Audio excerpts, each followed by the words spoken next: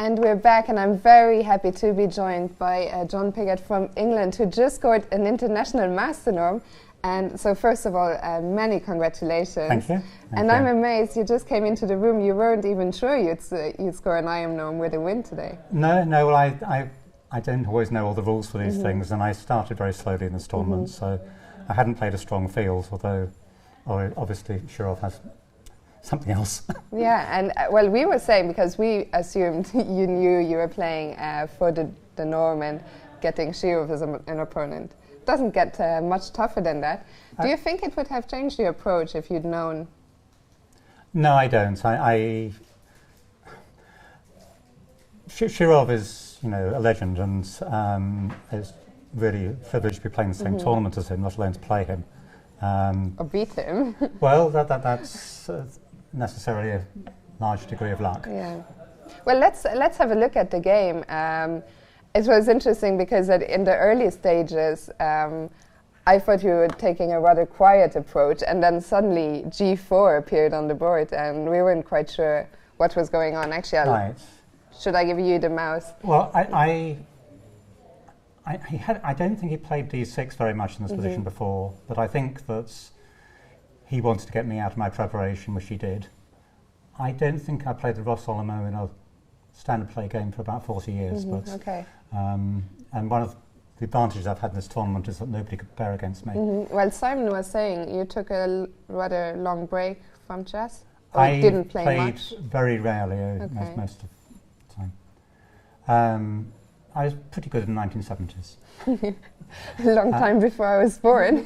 This move, A6, I hadn't expected. I thought it was more normal to play knight F6, and I wasn't sure whether I could exploit it. I thought bishop takes C6 might help, but I thought he'd play something like this, and I didn't. That wasn't the sort of game I was going for. Okay, so instead you decided to go back. So instead I had to come back to F1, and that sort of makes it a quiet game.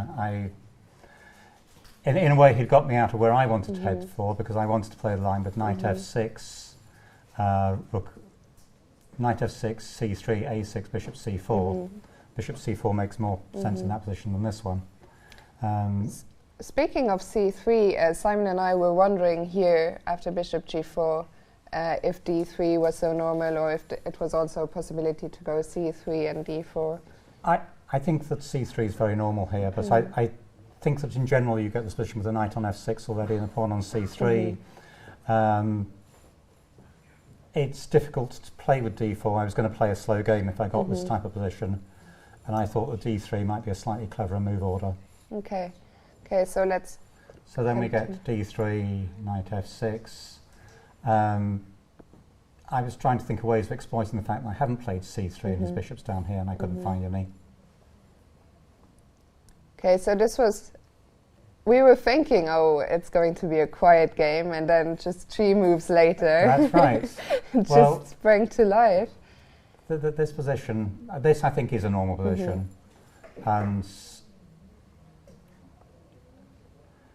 now, well, I would play this sort of thing for black very happily, and the move that would always scare me would be G4.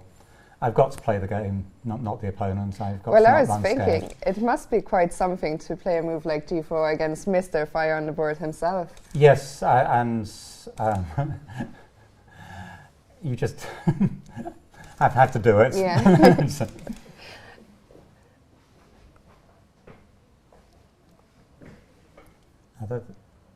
So how did you assess the position here if we just go one move after knight D7, knight G2, H5? A lot of things are happening. How did you assess this position? If I'd been playing against a weaker player, I'd actually be thinking this is really complicated but quite promising for white.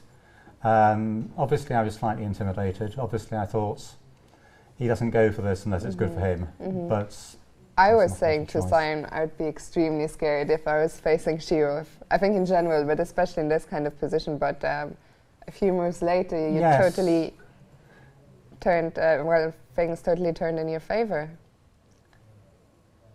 Now, this is obviously what I want to play, and he's he's liable to lose his bishop. I don't mean for a piece, but at least the two bishops. I wasn't sure what he'd do here, although knight d5 seemed the most likely. It's a complicated move. And if I didn't like having to play g takes h5. I was worried a bit about bishop g5 here. I'm still not quite sure what would happen then. Haven't worked this out properly. Yeah. But I was actually, my optimism went up after bishop h7 because, yeah, it's not looking so bad. I'm worried with my open king side, and I'm thinking about knight f3 to bring pieces over this way, but intuitively I feel that I shouldn't get mated here. I may have come closer than I'd have liked. And so what I wanted is to push back in the centre, and I don't want to let him exchange his knights, hence knight b3. And I think that he didn't like his position here, because bishop h4 is not the nicest of moves to play. I think he's playing d4, bishop takes f2 check. I felt that was probably okay for me, but this is when your comment about Mr. Fire on board comes back, and he can see things in this position that he can dream of things that I'd never dream of. So anyway, this is a nice move, knight g2. He either goes back, which is not very happy, or queen f6, which was a line I'd looked at.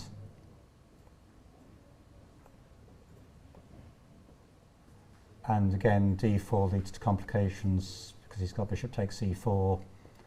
I felt after rook takes c4, there was no reason why it should be worse for me, but on the other hand... I guess also you're happy to see the bishops come off the board. I would be, yes, yes. The less attacking power he has, the better for you. And this is just a nice move, rook e3. It covers f3, and it also introduces this idea of rook g3, which will threaten bishop g5, push him back. So push back his queen first, then push back his knight, rather than the other way around. And f5. I'd actually expected him to play... How do I go back here? Just this one. Yeah. I thought he'd play c4 first. I thought that this was a sensible pawn sacrifice, and I was expecting it all the time. It just removes my option of d4. Okay, so how are you planning to I was going to take. Of course, the problem is if he plays f5 now, his d6 pawn goes, and that just ought to be fine for me. It really ought. Instead, he chose a more... So instead, he chose the immediate f5. Yeah, if we just pushed it. And we have a handshake on board 1, which also means we have a sole winner of the tournament in under 3 hours. Many congratulations to Anish Giri. Phenomenal performance. Scored 8.5 out of 10, only dropping 3 draws along the way.